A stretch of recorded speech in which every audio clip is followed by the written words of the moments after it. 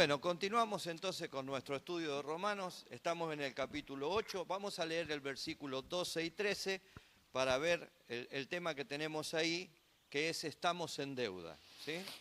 Así que, hermanos, deudores somos, no a la carne, para que vivamos conforme a la carne.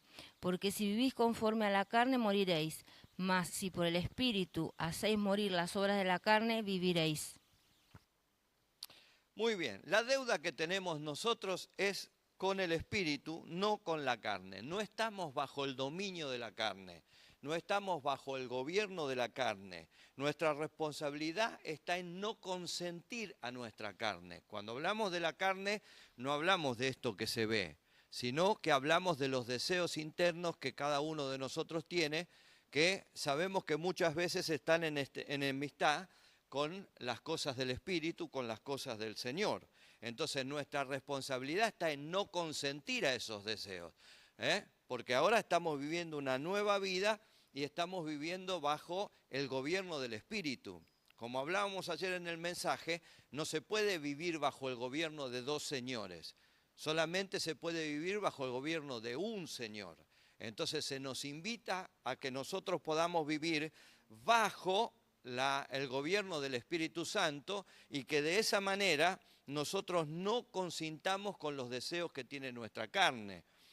La carne ofrece vida, pero entrega muerte. El problema de la carne es que el pecado a la carne le es placentero. El pecado a la carne no le resulta algo feo, al contrario, el pecado a la carne le resulta como algo placentero, codiciable a los ojos, incluso en el pensamiento también. De hecho, la mayoría de los pecados nacen en el interior del hombre. ¿Qué dijo Jesucristo? ¿De dónde salen los pleitos? ¿De dónde salen las iras? ¿De dónde salen las contiendas? ¿De dónde salen los malos deseos? Todo eso sale de nuestro interior, sale del corazón del hombre.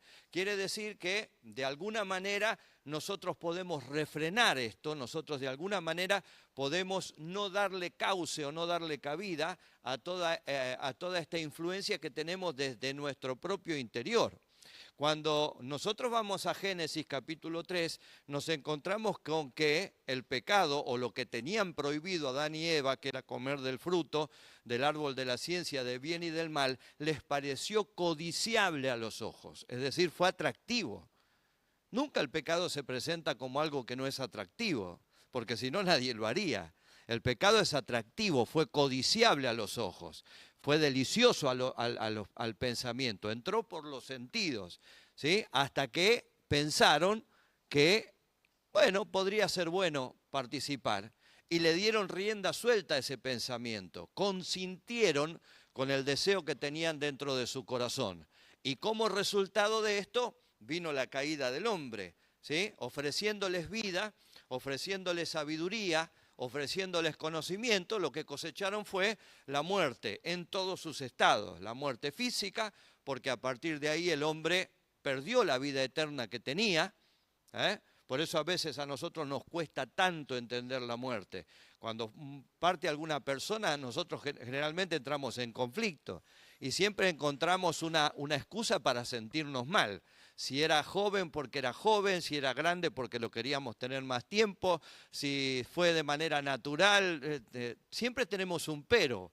¿Por qué? Porque nos cuesta entender la muerte porque fuimos diseñados para la vida. El hombre pierde esa condición por causa del pecado, deja la eternidad, la vida que tenía eterna con Dios, y entonces ahora el hombre también muere espiritualmente y por causa del pecado es separado de la comunión con el Señor. O sea, la oferta fue muy tentadora, pero no fue una oferta real, porque lo que se cosechó fue totalmente contrario a lo que se le había ofrecido. Así es el enemigo, continuamente te va a ofrecer cosas que van a parecer codiciables a tus ojos, que van a parecer codiciables a tu corazón y que van a tratar de instalarse dentro de tu pensamiento. Si le das rienda suelta a eso que él quiere instalar a través de los sentidos en tu interior, entonces el resultado va a ser que vas a cosechar muerte en vez de cosechar vida. En vez de cosechar bendición, vas a cosechar maldición. Por eso él dice que nosotros no tenemos que consentir con los deseos de nuestra propia carne. La manera de hacer morir los deseos de la carne es sometiéndonos al gobierno del Espíritu Santo. A veces nosotros queremos vencer los deseos interiores que tenemos a través de métodos, ¿no? Entonces decimos, bueno, voy a orar 1 hora por semana o 1 hora por día, ¿sí? Bueno, voy a ayunar 2 veces por semana. Bueno, voy a hacer tal cosa porque si hago tal cosa voy a vencer este deseo que tengo. Y si bien es cierto que todo lo que hagamos como ejercicio espiritual, la oración, la alabanza, la búsqueda del Señor, el ayuno, todo eso nos ayuda, ningún método es efectivo contra el pecado. Ningún método del hombre es efectivo contra el pecado. Porque si hubiera un método efectivo de nosotros contra el pecado, no hubiera venido Cristo. Necesitamos nosotros ponernos bajo la autoridad del Espíritu, bajo el gobierno del Espíritu, para poder vencer al pecado. De otra manera, tratando de vencer el pecado por medio de los métodos, caemos en la falsa religión que tenían los fariseos.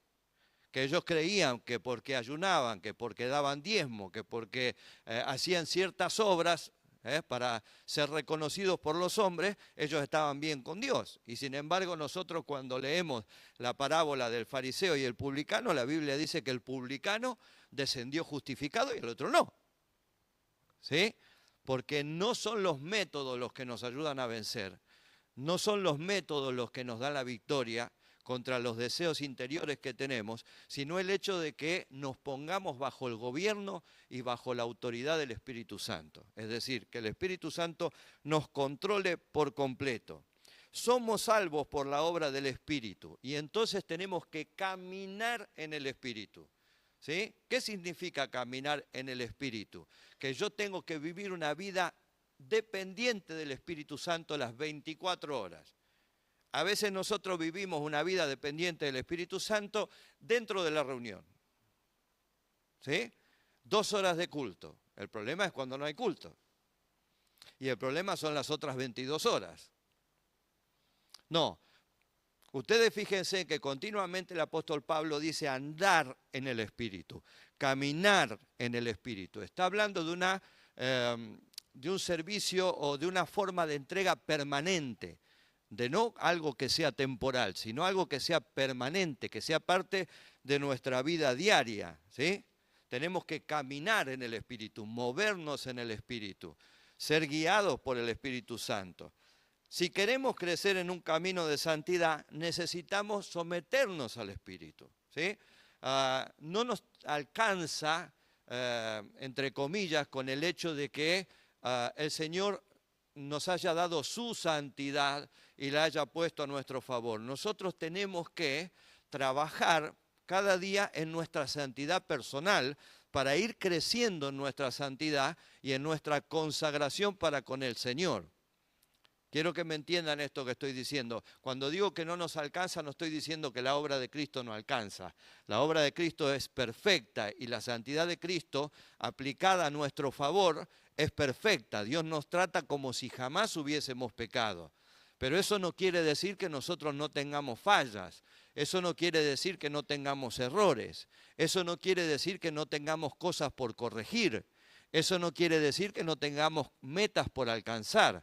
Nosotros entramos en un camino de santidad, en un proceso de santidad, en el que tenemos que ir progresando todos los días de la mano del Espíritu Santo. Por eso yo siempre digo que cuando uno se convierte al Señor, hay un montón de cosas que practica que no les resulta pecado. Pero a medida que va avanzando en su consagración y en su santidad, el Espíritu Santo lo va llevando a desechar esas cosas, a desestimar esas cosas y a entender que esas cosas sí son un pecado y que lo separan de la comunión con el Señor. Por eso si hace tiempo que estás con el Señor y el proceso se dio a la inversa, algo anda mal. Si cosas que antes no eran pecado, hoy te resulta pecado, va bien. Pero si cosas que antes te resultaban pecado, hoy decís no es nada, entonces algo está andando mal. El proceso se da a la inversa. Nosotros tenemos que ir caminando con el Señor y en la medida que caminamos con el Señor nos vamos despojando de todo peso, dice el apóstol, ¿no? Nos vamos despojando de todo peso y de todo peso de pecado que nos asedia. Todos los días, mirándonos frente al espejo de la palabra de Dios, con la ayuda del Espíritu Santo, uno va eliminando cosas. ¿Y cuándo termino, pastor? Nunca. No quiero desanimarlo, pero es que nunca se termina. ¿Sí? El apóstol Pablo le habla a los Gálatas en Gálatas 3:3 y le dice, qué pena, ustedes empezaron por el Espíritu y terminaron por la carne. Es decir, hicieron el proceso a la inversa. No, nosotros cuando llegamos al Señor estábamos bajo el gobierno de la carne, pero ahora caminamos en el Señor, caminamos en el Espíritu y en la medida que caminamos en el Espíritu nos vamos santificando cada vez más para el Señor, para vivir una vida que honre el nombre del Señor. Amén. Vivir en el Espíritu. Vamos a leer el versículo 14 al 16 del capítulo 8. Porque todos los que son guiados por el Espíritu de Dios, estos son hijos de Dios. Pues no habéis recibido el espíritu de esclavitud para estar otra vez en temor, sino que habéis recibido el espíritu de adopción, por el cual clamamos, Abba Padre. El Espíritu mismo da testimonio a nuestro espíritu de que somos hijos de Dios. Muy bien. Primero somos hijos. ¿Sí? Primero somos hijos, para luego ser guiados por el Espíritu Santo. No podemos ser guiados por el Espíritu Santo si no nos hemos convertido en hijos del Señor. Entonces, primero somos hijos y después el Espíritu Santo nos va llevando, nos va guiando para vivir en el Espíritu, ¿sí? A veces estamos en la casa del Señor, estamos en el camino del Señor y siendo hijos persistimos en vivir como esclavos. Pablo le habla esto a Gálatas en el capítulo 4, después ustedes lo pueden leer en casa.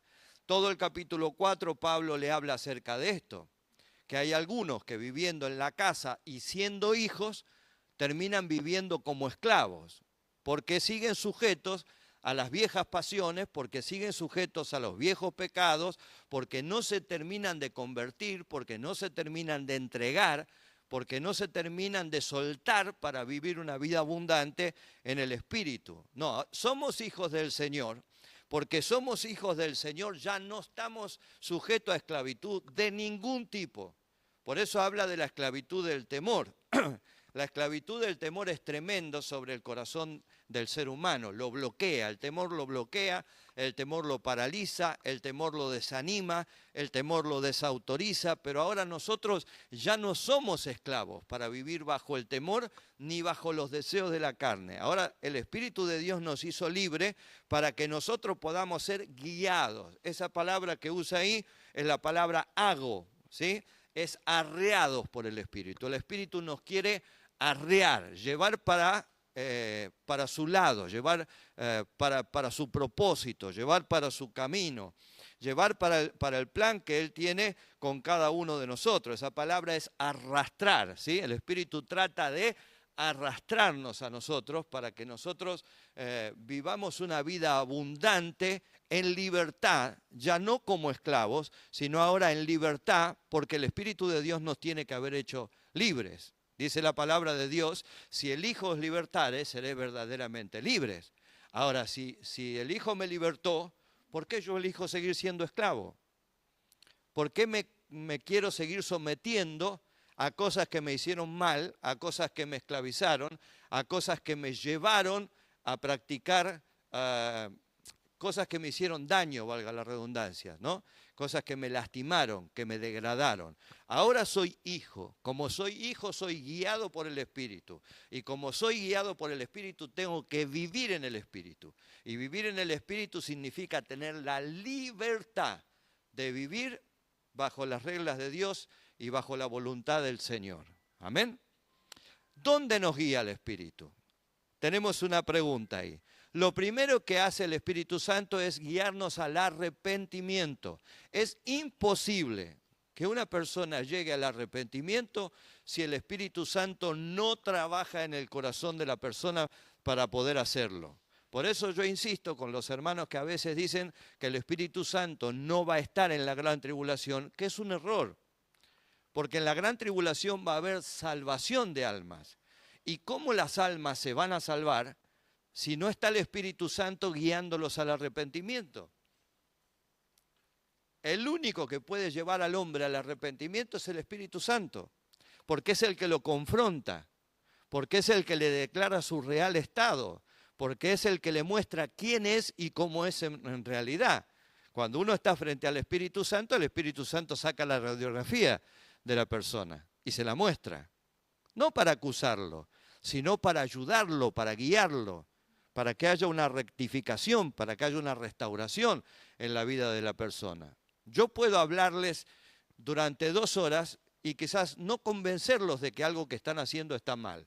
Pero cuando el Espíritu Santo viene y toca nuestro corazón y nos pone frente a la realidad de la palabra, entonces nos guía automáticamente al arrepentimiento.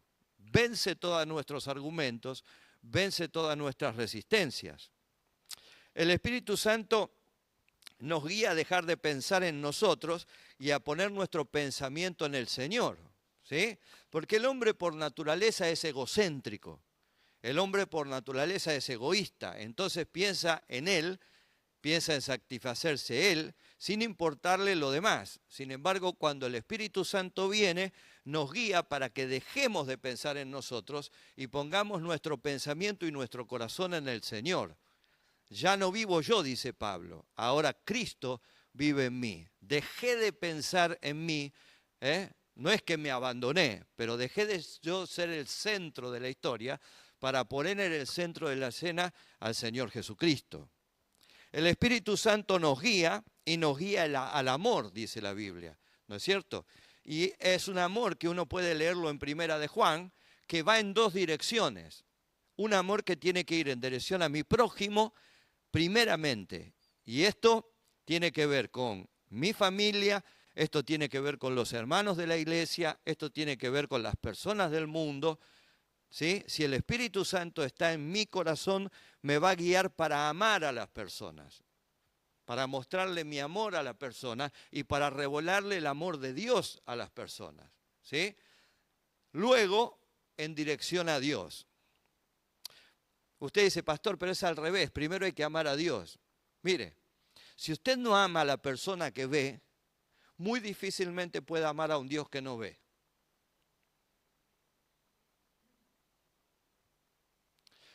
La razón por la que tenemos 10 mandamientos y entre los 10 mandamientos está la división de 6 en relación al prójimo, es porque Dios quiere que entendamos que cuando amamos a nuestro hermano, estamos demostrando que lo amamos a él.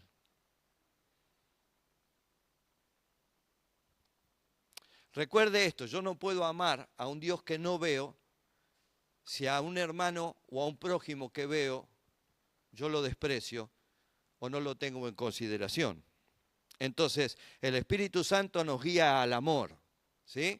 El Espíritu Santo nos guía a la santidad, recién hablábamos de esto, ¿no? Nos va llevando de la mano, nos va arreando y nos va metiendo en un proceso de santidad. Y cuanto más lugar le damos al Espíritu Santo, más se santifica nuestro corazón y más pleno nos sentimos espiritualmente, porque el hombre y la mujer se sienten plenos cuando saben que están bien con Dios, cuando saben que no hay nada que el enemigo pueda usar para acusarlos. Entonces ahí nos sentimos plenos delante de la presencia del Señor. Y el Espíritu Santo nos guía a ser útiles, ¿sí? Siempre el Espíritu Santo va a usar nuestra vida en un llamado especial. El Espíritu Santo no viene en nuestra vida solamente para traernos placer, para traernos alegría y nada más. No, el Espíritu Santo viene para capacitarnos, para que nosotros podamos ser útiles en alguna área, en algún llamado. Obviamente no todos vamos a ser útiles en lo mismo, porque a veces nosotros centramos nuestros ojos en los ministerios que son más llamativos, ¿no? Si usted hace una encuesta de 10 personas, 9 quieren estar en el púlpito. Parece que piensan que estando en el púlpito tienen una cercanía más grande con Dios. Sin embargo, yo le digo que uno puede ser llamado a trabajar en diferentes áreas de la obra y puede ser tan útil y tan importante como el que predica en el púlpito. El apóstol Pablo le habla a los corintios y le habla acerca de un cuerpo. Y le dice a los corintios lo importante que es cada parte del cuerpo. Y le dice que una parte del cuerpo no puede prescindir de la otra, porque de alguna manera se necesitan. Es tan importante la cabeza como los brazos que ejecutan la orden que sale de la cabeza. Entonces el Espíritu Santo nos guía a ser útiles, nos guía a abrir nuestro corazón para decirle al Señor, Señor, ¿en dónde quieres que te sirva? ¿De qué manera yo te puedo servir? ¿De qué manera yo puedo ser más útil para tu obra? ¿Sí? A veces nosotros nos empecinamos en ciertos ministerios. Ahora, ¿tenés el llamado para ese ministerio? Si tenés el llamado, tenés que tener los dones y la capacitación para ese ministerio. Por ejemplo, yo puedo querer cantar, pero si no afino, ni tocando el timbre, entonces evidentemente no voy a ser útil en ese llamado. Voy a generar más problemas que bendiciones. Es un buen deseo el que tengo. Pero quizás yo pueda ser más útil en otra tarea dentro de la iglesia.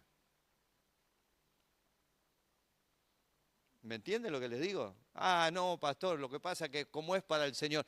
Por eso, porque es para el Señor. La Biblia dice que Dios es el que capacitó al hombre en todo arte y en toda ciencia. Si Él es el que capacitó al hombre en todo arte y en toda ciencia, y yo me voy a preparar haciendo algo de arte, porque la música es arte, el cantar es un arte, el predicar es un arte, bueno, entonces yo tengo que hacer con la excelencia de vida. ¿Tengo las herramientas para hacerlo? ¿O yo podría ser más útil invirtiendo mi tiempo en otra área de la iglesia? Es tan importante el que canta, el que toca, el que predica, como el que está en la puerta. Un buen portero es un segundo pastor. ¿Te atrae a las almas o te las echa? Si el portero recibe con una sonrisa, acompaña a la persona hasta el asiento, la persona siente que, bueno, está siendo tenido en cuenta dentro de la iglesia. ¿Sí? Está siendo bien recibido dentro de la iglesia. Si el portero te recibe, vos entraste y el portero te miró y te siguió con la mirada, no te dijo ni buen día, entonces vos decís, ¿es acá? ¿No? Entonces es tan importante un portero como un pastor que está ministrando. Es tan importante uno que limpia el baño, porque si yo voy al baño y el baño es un desastre, me voy a sentir incómodo también. Entonces, cada tarea que se hace para el Señor es importante. Nosotros tenemos que preguntarnos y preguntarle al Señor, ¿en qué yo puedo ser más útil? ¿Cuál es la función que yo puedo hacer? Pero no se lo pregunte al pastor, porque la gente le pregunta al pastor. No, usted tiene que saber cuáles son sus herramientas, cuál es su llamado, en qué lugar usted puede ser más útil. Y entonces tiene que ofrecerse para servir al Señor. El Espíritu Santo nos guía para esto, para que hagamos lo que realmente tenemos que hacer dentro de la obra del Señor, sea lo que sea. ¿Sí? No hemos recibido espíritu de esclavitud para estar en temor, dice. Nuestra relación con Dios es muy cercana, ¿sí? Recuerden que el judío tenía una idea de que Dios estaba en el cielo y había una distancia entre Dios y él. Pero Jesús achica esa distancia, llamándolo a Dios Padre, estableciendo una relación de filiación con Dios. Ya no es alguien lejano, porque mi Padre no es alguien lejano, mi Padre es alguien cercano. Estoy unido a Él biológicamente. ¿Sí? Entonces, ahora Pablo nos marca que nosotros tenemos una relación filial muy cercana, por lo cual el Espíritu que está dentro de nosotros clama y clama Abba Padre. ¿Sí? Las dos palabras dicen traducido padre, porque Abba está en griego, ¿sí? Abba está en hebreo, perdón, y pater está en griego. El tema es que Abba solamente lo usaban los bebés de pecho, las criaturas hasta 4 o 5 años. Es como cuando un nene se acerca y dice papi. No dice padre. Viste que nosotros somos demasiado solemnes, ¿no? Para con el Señor. Padre amantísimo que estás en el cielo, santificado sea tu nombre. Entramos en toda una liturgia en la que la verdad que no parece nuestro Padre, parece alguien que está muy lejos. Sin embargo, el Abba Padre es traerlo más cerca. El Abba Padre es decir papi o papito querido. ¿Sí? Jesús clamó Abba Padre en el Getsemaní, cuando sentía la llegada de la tortura y la muerte. Es una relación muy cercana con el Señor. Es una relación muy cercana con el Padre. ¿Sí? El Espíritu Santo clama de esta manera, porque le está diciendo, soy tu hijo. Espiritualmente soy tu hijo, soy tu creación. Tanto biológicamente como espiritualmente tú eres mi padre.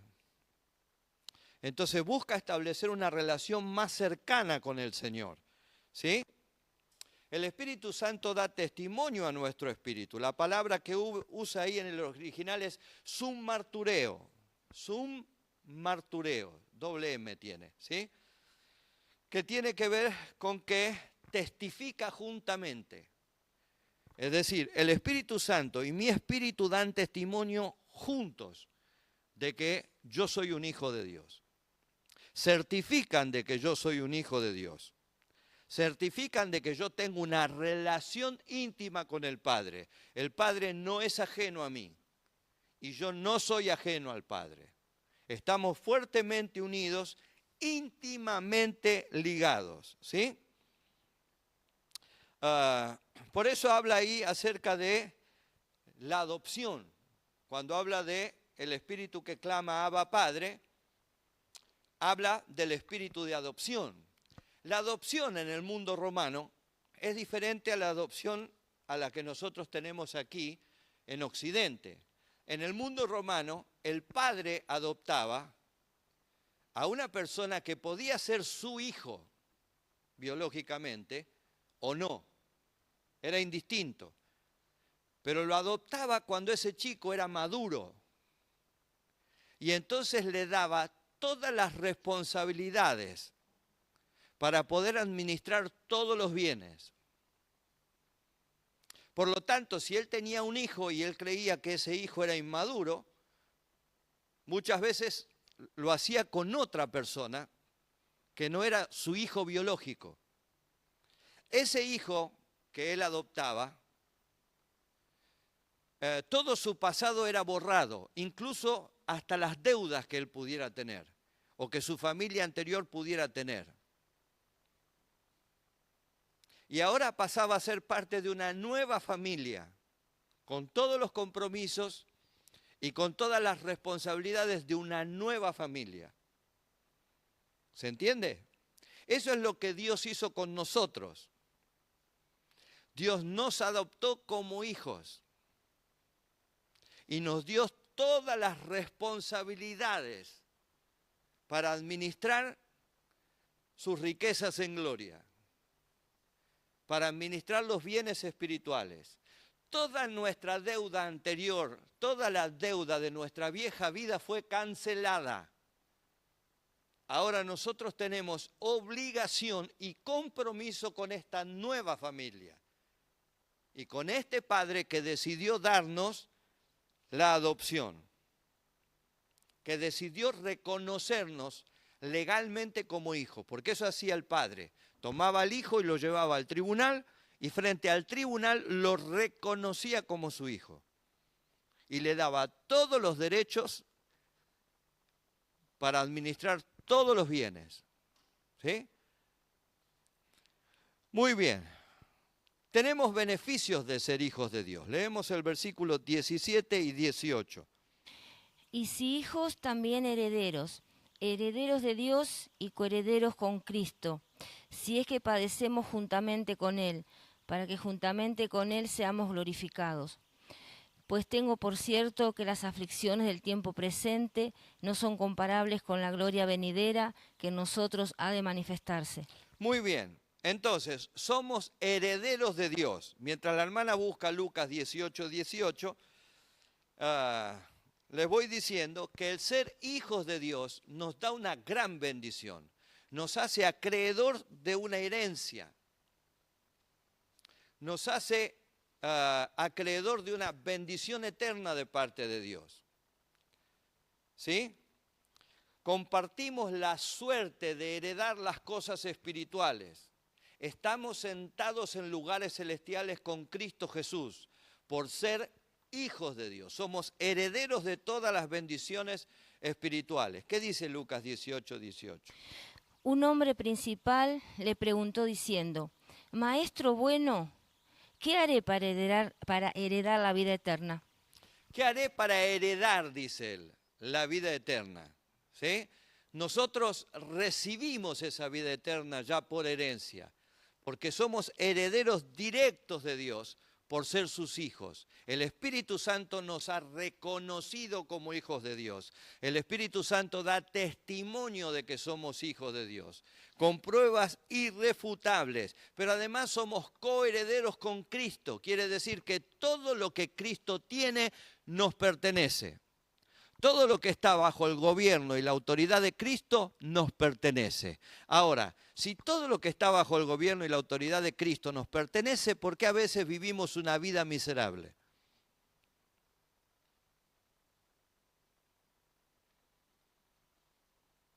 ¿Por qué a veces oramos a Dios como esclavos y no como hijos?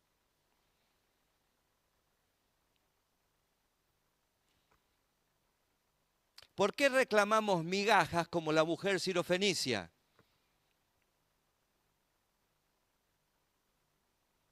Cuando tenemos todo el pan a nuestra disposición. Israel sale de Egipto, físicamente libre, pero espiritualmente esclavo.